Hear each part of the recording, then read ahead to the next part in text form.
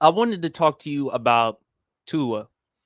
He did an interview on the Dan Lebitard show, and he said some things about his former coach, Brian Flores. This is what he said.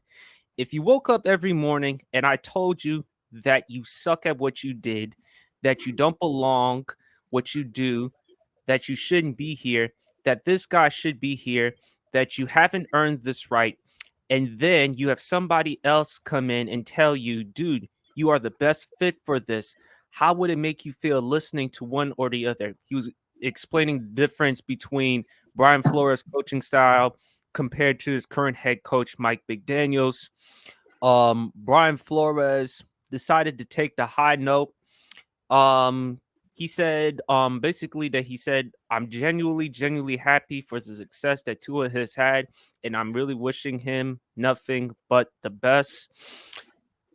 What were your thoughts about what Brian Flores said? And there was one more comment that he said regarding that. He said, look, I'm human. So that hit me in a way that wasn't positive for me. But at the same time, I've got to use that and say, hey, how can I grow from that? How can I be better? And that's really where I'm at from the standpoint. Do I feel like that's me? No, but how can I grow from that situation and create a world where that's not the case, that anyone says that about Brian Flores? What were your thoughts about what Tua said about Brian Flores? Were you shocked at all? Even with the fact that Tua wasn't really who Brian Flores wanted in Miami, I'm still kind of shocked because I mean, because you got to look at it from Tua's perspective too. I mean, when he was in college football at his peak, he was the bona fide lock #1 overall draft pick, best player in college football. I mean, you would see him on Saturdays at Alabama, regardless of how stacked that offense around him was. Regardless, when you saw him throw the ball, it was like, oh, he was just carving people up. He was destroying people. And then he gets to Miami. Okay, so it wasn't Brian Flores' first pick. It doesn't matter. You still landed Tua Tagovailoa. I mean, do something with him. Build the team. You can build a team around him. And it's still a little shocking to me because I mean Brian Flores. I mean, he has a reputation of being a high character guy. You know, players like to play for him, and you don't expect. You're not really expecting nothing like that to really come out his mouth. So it is kind of shocking. But I will say this though, regardless of coaching styles, the Miami Dolphins are practically still the same team because I found this stat. Those 2 years Brian Flores was there before he left Miami, before they let him go, they won 19 games. They've only won 20. They've only won one more game, 20 games in Mike McDaniel's first 2 years. So I mean, it's like okay, Mike McDaniel's does show you a little more love. He treats you like the guy, but you only have one more win these 2 seasons. So I mean, it's like, and that was the thing though. It was almost like they were. I don't know. I kind of felt like they were trying to get rid of Brian Flores or something like that. I don't know, but it's like no matter what they tried to do when he was there, it's like Miami just found a way to win games, regardless of whether they were like a legit team or not. They found a way to beat people. So those comments were a little shocking coming from him. But yeah, like I mean, I get he wasn't this guy. He wasn't necessarily fond of him. And also with Brian Flores being a defensive guy, Mike McDaniels being more of an offensive coach. Of course, Mike McDaniels is gonna kind of like see a vision with Tua being able to operate his offense, what he's bringing from San Francisco under Kyle Shanahan, putting his tweaks into it, putting his style on it. And I mean, you've seen Miami these 2 years. I mean, regardless of late game decision making, regardless of how questionable some of Mike McDaniel's decisions have been in late games, when that offense is clicking, they're one of the scariest offenses in football when they're clicking, and it's predicated on how they run the ball. It's like, especially particularly with last year with Raheem Mostert having a bounce back year and Devin Achane just coming out of nowhere and lighting people up. Like he'll have these ridiculous like 12, 13 carry, 150-yard kind of games because he'll bust two to the house and that's game right there. So I mean, it's just I don't know.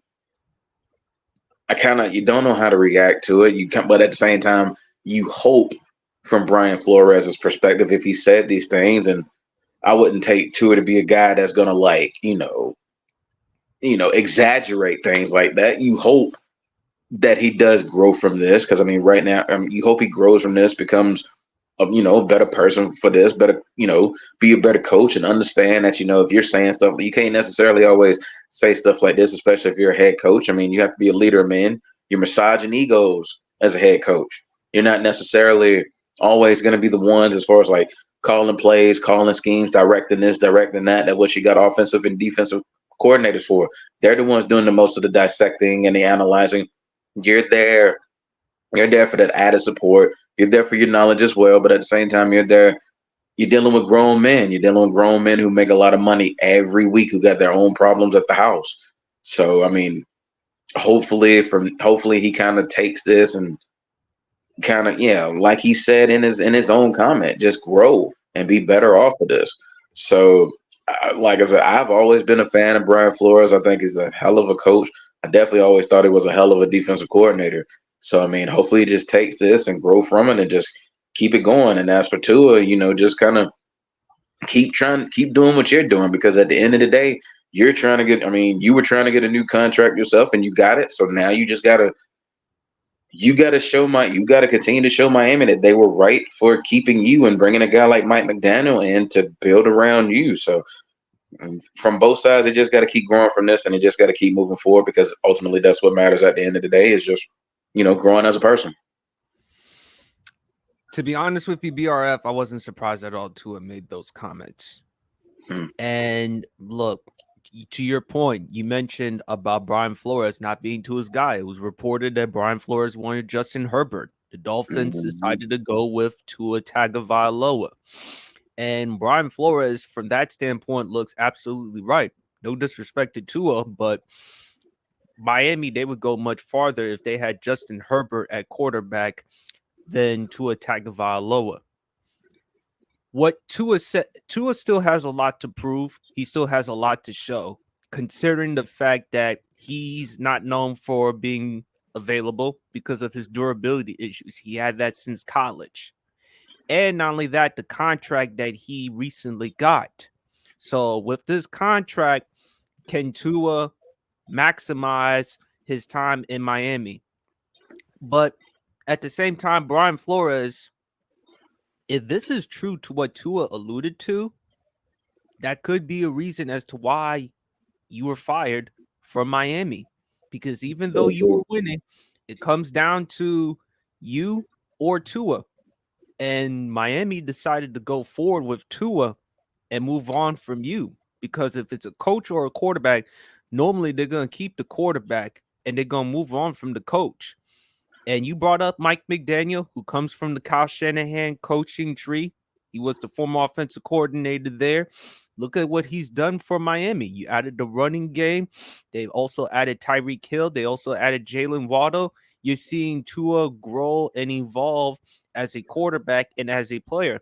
Last year, he led the NFL in passing yards, made the Pro Bowl, was able to stay healthy for the most part this season, get the Dolphins to the playoffs. They did lose to the Kansas City Chiefs. Tua still has a lot to show, a lot to prove. But at the same time, Brian Flores, if this is true to what Tua alluded to, it does give credence as to why you were let go.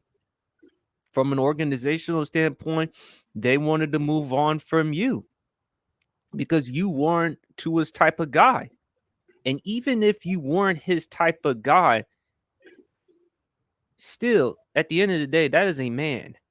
That is a human being at the end of the day. So if you're telling him you suck and all this other stuff, how are you helping his confidence? How are you helping him as far as maximizing his potential? If this is true. So I think it looks bad for Brian Flores. And look, he does come from the Bill Belichick coaching tree. And we've seen coaches, BRF, from the Bill Belichick coaching tree that haven't panned out well. Mm-mm. Josh McDaniels. We saw what happened with Josh McDaniels. Matt Patricia, Joe Mm. Judge, Romeo Crennel. Bill O'Brien. It's been a train wreck. Brian Flores, look, I'm glad that Brian Flores said what he said. He's looking at what he needs to do in order to change the perception. Hopefully, he does that now that he's the defensive coordinator in Minnesota. And but what he said, if this is true, what he said about Tua, that explains why you left. That explains why Miami moved on from you. Right. Because look, if you're saying that about the quarterback, if you're saying that about the quarterback, imagine what you're saying to anybody else. If you feel that cold, if you feel that confident and bold saying that to your quarterback, to which the franchise drafted him with the 5th overall pick, then imagine what you could be saying to somebody else. So I hope for Tua. Tua still has a lot to prove. He still has a lot to show. But if this is true, it does explain why Brian Flores was fired. It does put it into perspective from my standpoint. Is there anything more you want to add? Yeah. Yeah. Just yeah. I definitely see where you're coming from. Because it definitely. Yeah, I mean, regardless of how you feel about Brian Flores, I mean, it definitely validates Miami's decision to roll with Tua. And I mean, yeah, like you said, 9 times out of 10, a situation like that, they're going to roll with the quarterback anyway, because at the end of the day, they're investing a lot of money in that quarterback, and it's the it's the quarterback who they want as the guy to help elevate that franchise.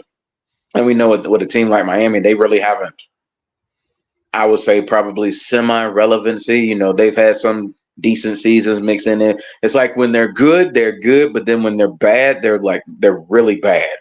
Yeah, So yeah, I j- he being the current DC at Minnesota, he's just gotta he's got to learn from this. He's got to learn from this, and he's got to keep going because and he really had an opportunity there in Miami, just winning games he shouldn't have won and just being competitive, and he really had an opportunity to do some things there, and just yeah, if that's true, he kind of messed it up on his own accord. You really can't say stuff like that to your franchise quarterback and expect the front office to roll with you at the end of the day, correct. especially if they know they can go out and get another coach, an offensive minded coach who can properly build around Tua and kind of help him evolve as a player, which is ultimately what you want for Tua at the end of the day, is evolve as a player. So yeah, this definitely validates him if he came out and said what he said. But Brian Flores just got to learn from it and keep going.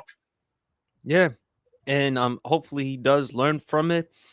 But do you think you'll ever see him as a head coach in the NFL again, Brian Flores? Got to it's possible. The team it's got to be one of those situations where the team is like wanting to move in the direction of a defensive minded, head coach. I mean, I think it's still going to be a while though. I don't think it's going to be immediate.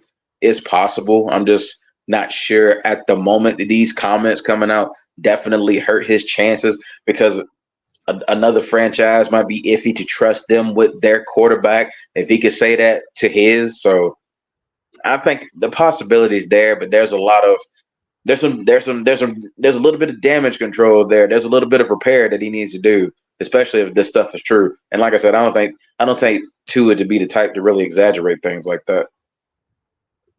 I don't think Tua. Yeah, I mean Tua. He seemed very confident and seemed very honest with what he said in that interview with Dan Lebitard.